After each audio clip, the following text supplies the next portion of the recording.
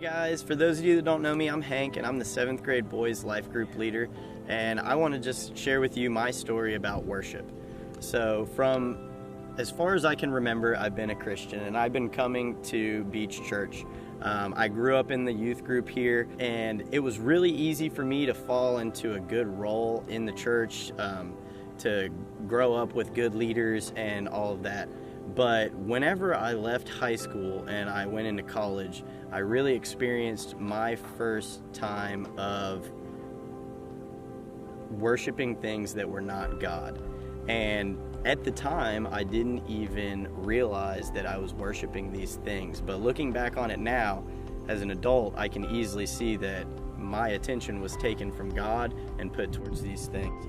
The first thing that I noticed was whenever I first got out of high school, I had a lot of friends that were experimenting with drugs. So I experimented with a few of these as well and noticed myself changing differently, to the extent of not wanting to go to church anymore, to the extent of not wanting to hang out with my friends from church anymore. I had this misconception that whenever I was there, everybody was looking down at me, that everybody knew what I was doing outside of church, that they knew I was this phony Christian. But in reality, those people were really there to support me and to help me. It took a select adult and a couple friends to really put me in place and let me know that I had changed and that this was not God's plan for my life. But my worship of things that were not godly didn't stop there. As I grew older, it just seemed to change, and instead of now worshiping drugs, I have gotten into worshiping the relationships that I've been in. A lot of the times, whenever I've been in a relationship, I fall head over heels very fast, and I am infatuated with that person that I am dating. So much to the point that I did the same things that I would do whenever I was using drugs. I would not go to church, I would ignore my church friends, and I just really would try to avoid church at all costs. And mainly it was because in those relationships we were worshiping things that we should not be worshiping.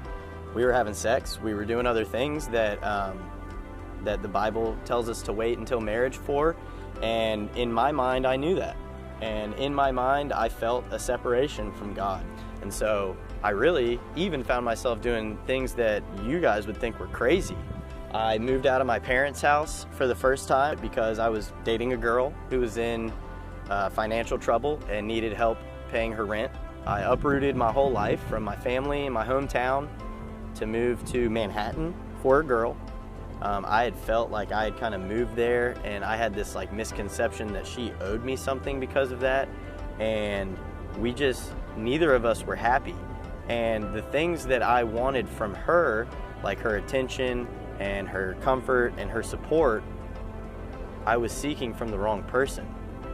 I've done just countless amounts of things that have hindered my relationship and my worship of God.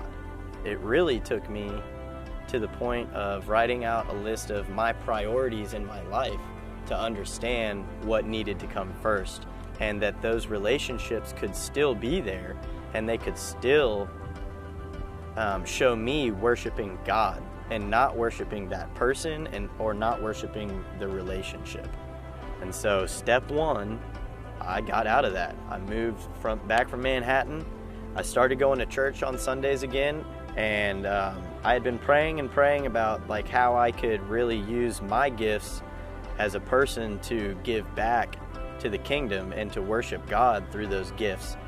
And it really was until the summer when Ryan approached me and was like, "Hey man, I just need a guy to drive a bus."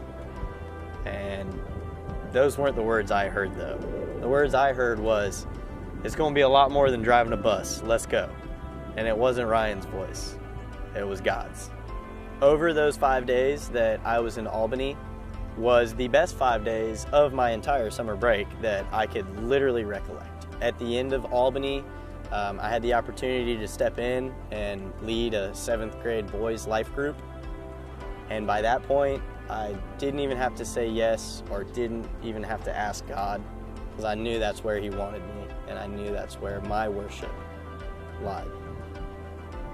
So with all that being said, I've come to the realization, drugs last a little bit, alcohol can last some time, relationships can last as long as you live, but the one true thing that you need to worship is always going to lie with God.